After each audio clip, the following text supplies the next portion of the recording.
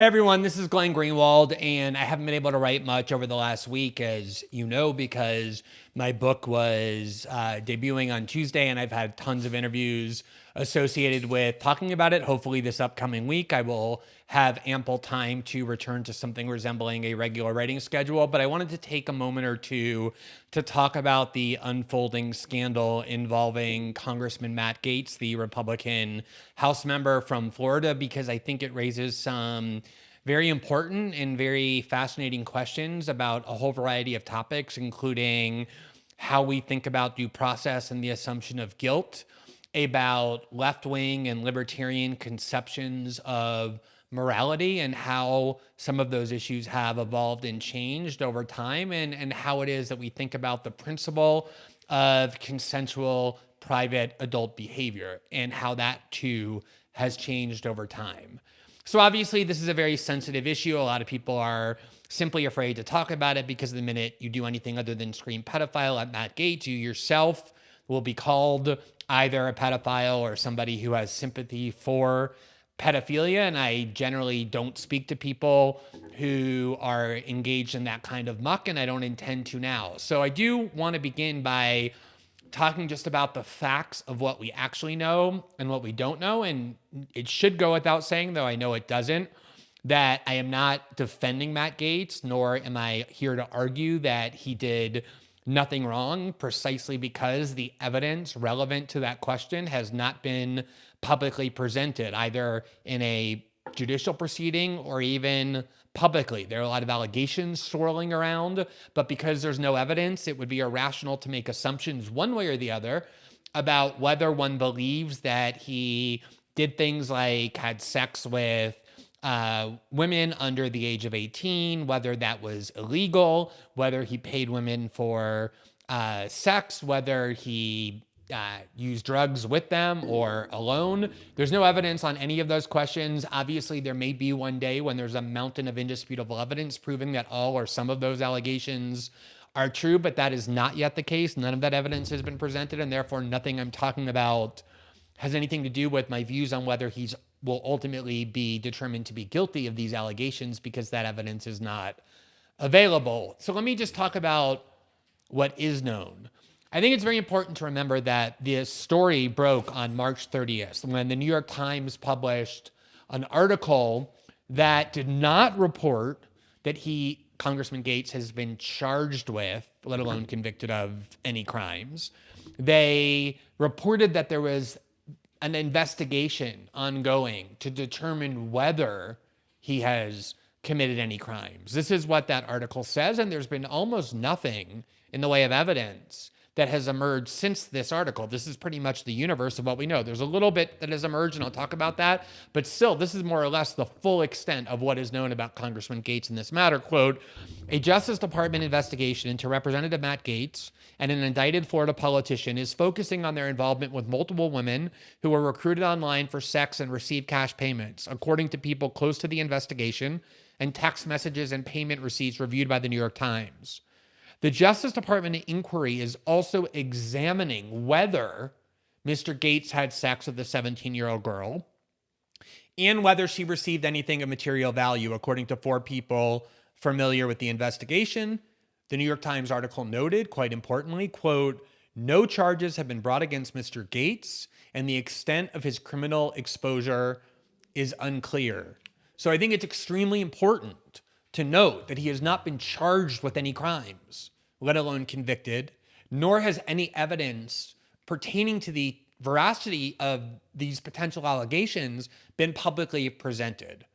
And yet what we find is that the way many people in the media are discussing this case, and the way many even leading politicians who have animosity towards him are doing so, is exactly the opposite. They're asserting that there are charges against him. Let me share with you this video clip shared by the Vox video dunce Aaron Ruper about Liz Cheney, the new liberal hero and icon, on Face the Nation this morning. Here is what Congressman Cheney said when asked about this matter. Just said it's up to asking your party to take responsibility for Congressman Matt Gaetz, who, as you know, is undergoing an ethics investigation. Are you ready to call for his resignation? Or are you going to wait? You know, as the mother of daughters, the charges certainly are sickening. And Okay, the charges are sickening. There are no charges against Congressman Gaetz. That is not a semantic matter. That is a crucial matter. The government has not alleged that he's done anything wrong. They're investigating that question. And yet, as a result of Congresswoman Cheney's false statement, you now have the standard tabloids like the Daily Beast with headlines saying things like Liz Cheney on Matt Gaetz, quote, the charges certainly are sickening. There are no charges. There's a leaked claim that there is an investigation, and we should await the conclusion of that investigation or at least evidence presented prior to its conclusion before making assessments or assumptions about whether what he did was wrong at all, let alone illegal or immoral. That should not be a controversial proposition. And yet, just like free speech, there are many people, especially in the liberal faction of American politics, who simply no longer believe in due process. They don't care whether these charges are true, whether there's evidence for them. They have concluded and convicted him based on leaked allegations of an investigation and are now essentially referring to him as a pedophile and anyone who even raises these issues that I'm raising as being an apologist for that behavior. Now, let's talk about the state of the law in the United States pertaining to this case, because the most damaging allegation by far that has been surfaced as part of this investigation is that the Justice Department is examining whether he had sex with a girl who was not 18, but 17.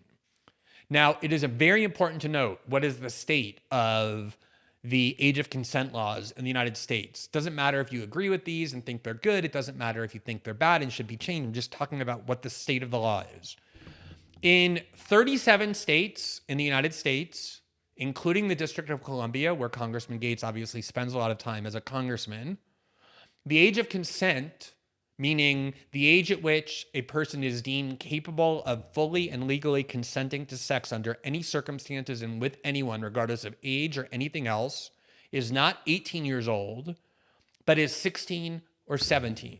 That is what the law in the overwhelming majority of jurisdictions in the United States has decided and concluded is when a person is capable of consenting meaningfully to sexual activity with another consenting adult. Only in 12 states, only in 12 of the 50 states in the District of Columbia is the age of consent 18. So this assumption that a 17-year-old girl should be treated as a child and that any sex with a 17-year-old girl is inherently criminal or immoral is not the judgment of the overwhelming majority of states in every region of the country, which has decided that the age of consent law is 16 or 17 and it's legal to have sex with someone of that age, no matter the age of the other person. That's just the law. That's not my judgment. That's the state of the law. Now, it does happen to be the case that in Florida, the state that Congressman Gaetz represents and where he resides, the age of consent law is 18. And obviously, if Congressman Gaetz engaged in behavior that is illegal in the jurisdiction where he was, he ought to be treated like every other person. He's not special. He's not entitled to any privileges or immunities by virtue of his being a member of Congress, at least with regard to allegations like this. And so the question of whether he did something illegal is something that is just a question of law. There needs to be evidence that he actually had sex with somebody who was a minor, and or that he paid a woman, regardless of her age, 30, 40, 50, 18, in order to have sex with him, because prostitution, regardless of the age of the person you're paying, is also illegal by both parties, by the person who's being paid and by the person who's paying. There's also questions of whether he engaged in drug use, such as ecstasy and other drugs, which also is illegal in every jurisdiction in the United States, which would also be illegal. But I want to separate the legal question, which is actually quite easy, right? If he did those things, it's clearly illegal, from the question of morality, whether it's consistent with leftist or liberal or libertarian or even conservative political ideology to view these acts not as illegal, but as immoral, these moral judgments that are being cast. Now, I also should hasten to add that Congressman Gaetz has vehemently denied all of these allegations, including that he ever paid for to have sex with any woman and or that he had sex with a minor under 17. And again, there's no evidence that's been presented on the question of the 17-year-old. The New York Times and other outlets have presented some evidence in the form of Venmo transactions, cash apps that might be suggestive of the fact that he actually sent money to bring women to him or to pay for women to have sex, although none of that is proven. But that is the state of the law and the state of the evidence as we know it. It's extremely sparse, the state of the evidence in terms of what he did or didn't do. And you wouldn't know that by listening to virtually everybody who talks about this, where his guilt has already been assumed and he's essentially already convicted, not just as a patron of prostitutes and a user of illegal drugs, but as a pedophile as well. And these are the questions I want to explore briefly. So the first one is the issue of due process. Now, obviously, due process has several meanings like free speech. It is a constitutional guarantee that prohibits the state from depriving you of life, liberty, or property without due process of law, without proving in a court that you deserve to lose any of those interests, your life, your liberty, or your property. They have to prove that you've done something wrong or that you're guilty. Obviously, in this case, that has not happened. He hasn't even been charged. But just like free speech, due process is also a value where we don't assume people's guilt without at least seeing evidence that they're guilty. We don't have to wait until the state proves in a court of law that they're guilty in order to assume that they are. Lots of people believe to this day that O.J. Simpson actually murdered Nicole Simpson Brown and her friend, I forget his name, the young waiter who was at her house, even though due process resulted in an acquittal. We still have the right to form opinions separate from whatever the outcome of a judicial proceeding is. But that's because in the OJ case and in every other case where we do that rationally, it's because we've seen evidence. We've evaluated all the evidence. We heard the witness testimony. We've seen the forensic evidence, and we draw our own conclusions. In this case, there's just no evidence at all. What is the evidence that Matt Gaetz had sex with anyone under 18 ever? What basis does anyone have for believing that's true? And what basis is there for believing that he paid women to have sex? Now, again, there may come the day when that evidence is presented publicly. That day may be very short. It may be very imminent. But that day has not yet arrived. And it does absolutely matter that we don't wreck people's reputations and assume that they're guilty of things without seeing convincing evidence that it's actually true. And the discourse is clearly doing that. You know, the book that I just wrote about my reporting in Brazil was about exactly this, where these rogue politicized prosecutors would just leak all the time unproven allegations about politicians and media that they wanted to target and destroy. And media outlets would run and scream these allegations, and headlines are on the lead story of national news programs and destroy the reputations of these people, even though no evidence had been presented, only for it to turn out that there was no evidence at all, that they were just corrupt, acting corruptly. Innocent people are accused all the time of doing things for which they're not actually guilty. And I would say that the graver the accusation, that somebody's a pedophile, that they had sex with someone under the age of consent, the graver the accusation, the more caution is warranted, the more evidence is needed before we assume it to be true. And I don't care what names are hurled for insisting on that value in all cases, including this one. I think that is an extremely important principle to uphold, and it's in all of our interests to insist upon it. And yet, as I showed you with Congresswoman Cheney and the Daily Beast headline, there's anything but caution and responsibility being exercised. There's nothing but recklessness.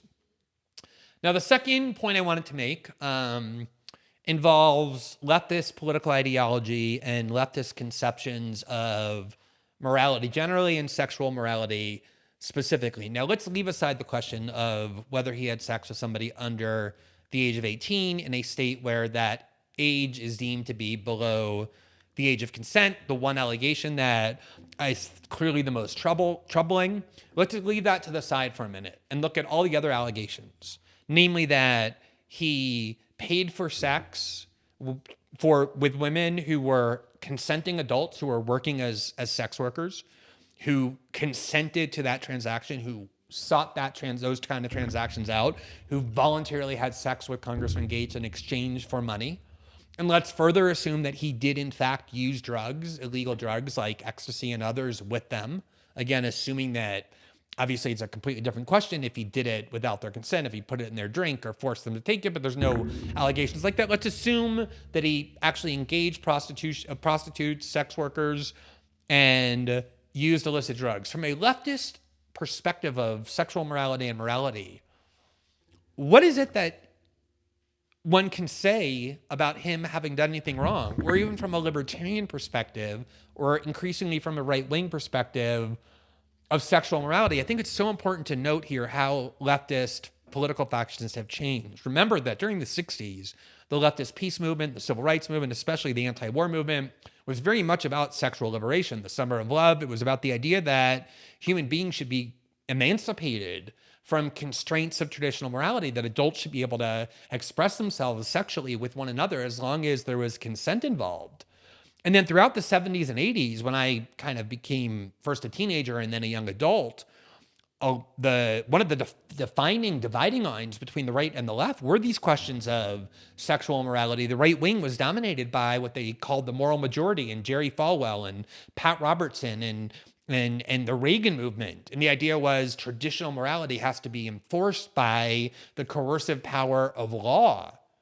And the defining principle of the left was stay out of our bedrooms. Adults have the right to engage in whatever consenting activities they want in the privacy of their bedroom or the privacy of their own home. Those were very much the dividing lines between left and right. And specifically with regard to the question of prostitution and drug use, that has very much been a dominant theme, obviously, of libertarianism on both the left and the right, but also leftist ideology. Let's look at how the left talks about the question of prostitution, which is a word that you're almost not even allowed to use now. It's considered derogatory. The preferred term is sex work, precisely to illustrate the idea that it should be looked at as a job, an honorable job, just like every other job. So here is, for example, if you go to the site of the ACLU, now a leading leftist organization on all of these questions, here's what you will see. They're very adamant about how to treat prostitution, how to treat sex work. So you see here, this is the ACLU site, and there's the headline, "It's time to decriminalize sex work." And it reads, "The criminalization of sex work makes sex workers more vulnerable to violence on the job and less likely to report violence. It prevents sex workers from accessing healthcare and other critical services, feeds an out-of-control mass incarceration system, and further marginalizes some of society's most vulnerable groups, such as trans women of color and immigrants. Sex workers deserve the same legal protections as anyone else. They should be able to maintain their livelihood without fear of violence or arrest." And if you look at the ACLU's Twitter account, over and over, it's just one after the next. You can see that there. Decriminalize sex work. We've been saying it since 1973. Decriminalize sex work. Decriminalizing sex work will save lives. Here's more. Reminder, sex work is work. Sex work is work. This is very much a very strong, if not the dominant view of prostitution on the left. Here's an article from one of the best writers on the left about these questions, Melissa Guerra Grant, who back in 2014 in The Nation, in a excerpt from her book, wrote an article headlined, "Let's Call Sex Work What It Is, Work.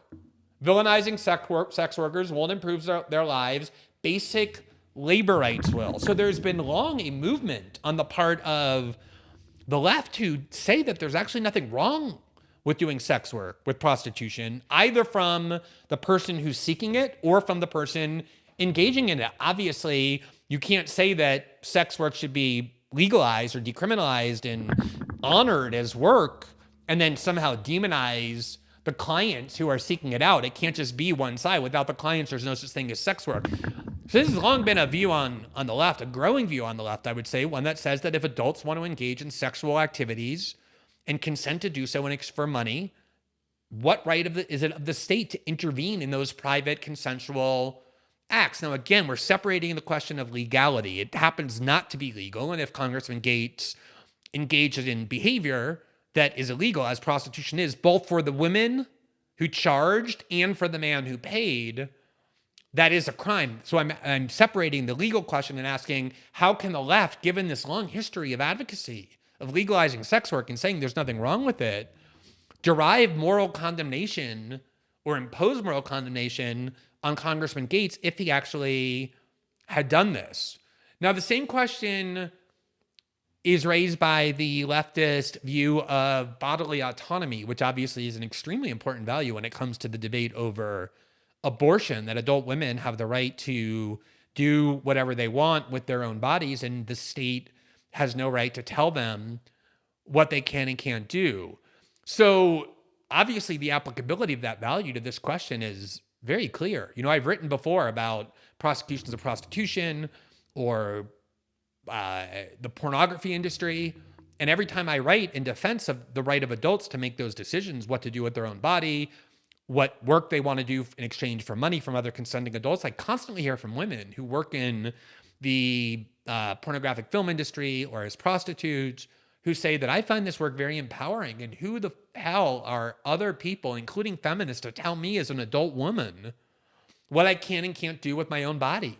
That has been a staple of the left. Now, there is an intra-leftist debate over that. There are feminists who believe that pornography and prostitution are inherently degrading and ought to be not just illegal, but morally condemned. But there's a huge sector on the left, as I just showed you, that believes the opposite, that there's nothing wrong with prostitution. And if you do believe in the right of adult women to have control over their bodies, bodily autonomy, it is very difficult to create an argument that says they should not be able to make those choices for themselves. If a woman decides that she would rather earn $300 having sex with Congressman Gaetz than, say, working as a waitress at Denny's for the week, what right does the state have to tell her that she's not allowed to make that choice with her own body? You can do that with a right-wing sexual morality perspective that says it's part of the state to maintain a high degree of moral order. That was the view that led to the outlawing of homosexuality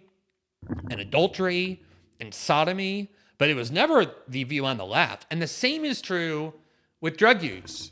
The idea of legalizing drugs, not just marijuana, but all drugs, is something that has a ton of currency, obviously among libertarians, but also on the left. That if two adults, such as Congressman Gaetz and the woman with whom he was having sex, decided with consent that they wanted to use ecstasy or some other substance to put into their body, not just ones like alcohol or marijuana that the state permits, but others that the state doesn't permit, what sexual or what moral judgment can be derived from that? Again, it's illegal, and he should be treated like every other person who breaks the law. All of them should be, including the women who were with him. But from a moral perspective, it's very difficult if you identify as a liberal or a leftist or a libertarian to cast moral judgments on the private consensual choices of consenting adults who decide to exchange money for sex or to use drugs. I think it's a very important point to grapple with. Now, I think there's one last issue that is raised by all of this, which is how the left has changed in terms of how it thinks about consensual activities between consenting adults. And this ongoing attempt on the part of the left and many liberals to start both infantilizing adults as well as promulgating almost bureaucratic codes for sexual conduct between adults. We saw this in so many cases. So I'll just give you one. In 2020, there was a young gay mayor in Massachusetts named Alex Morse, who was challenging an extremely powerful 16-term incumbent, Richie Neal, who's the chairman of the House Ways and Means Committee in the Democratic primary. And a bunch of opportunistic, conniving members of the state Massachusetts Democratic Party worked with a bunch of opportunistic, conniving members of the College Democrats of the University of Massachusetts at Amherst to publish stories that Mayor Morse, when he was in his late 20s and when he was running, he was 31, that he was dating and finding on sex apps adults, but adults that in their judgment were too young for him. They were 19, 20, 21, 22. And they have two arguments as to why they should be able to intervene. No, there were no victims claiming that they were coerced or in any other way had their consent deprived in order to have sex with him. It was completely consensual. So how does the left then justify condemning this morally? They do it in two ways. Number one is they have very almost like mathematical formula for how old adults can be to have sex with one another. They invent mathematical formula to regulate the sex lives of other adults. They'll say things like, you have to, however old you are, you divide your age by 2, and then you add 7 years. You have to add 7 years, and that's your outer limit. You cannot date anybody younger than that. So if you're 31, you divide that in half, which is 15 and a half, or 16, you add 7, which is 22 or 23. And if you date someone younger than that by this mathematical formula that they completely invented out of thin air, it's immoral. And since he dated 19 or 20-year-olds, then that somehow became immoral, even though they were all consenting adults doing this in the privacy of their own homes. The other argument is they make is one of power differential. That because Alex Morse is a mayor of a small town, apparently that is now a very powerful position, and he was as well a teacher at this college, not on faculty, but just kind of an outside lecturer teaching 1 or 2 classes, never having sex with people in his class, but that there's a power imbalance between him as mayor, a mayor of a small town, and these poor, young, vulnerable students with whom he was, through their consent, dating and having sex. And that this also means that it was immoral. They're constantly creating now bureaucracy, this kind of, they're trying to regulate and impose mathematical formula on romance and sexual attraction and dating among adults, consenting adults. Now, there's a lot of ironic parts to this, one of which is that one of the people that is most beloved by the people doing this, by liberals, is named Kamala Harris. And a lot of people don't know this because even though there's a lot of discourse around age gaps and power dynamics, it's very rarely talked about that in 1994, when she was 29 years old, she dated Willie Brown, who was the former mayor of San Francisco. At the time, he was the majority leader of the California State Assembly, definitely a very powerful politician. And Willie Brown was 60. She was 29.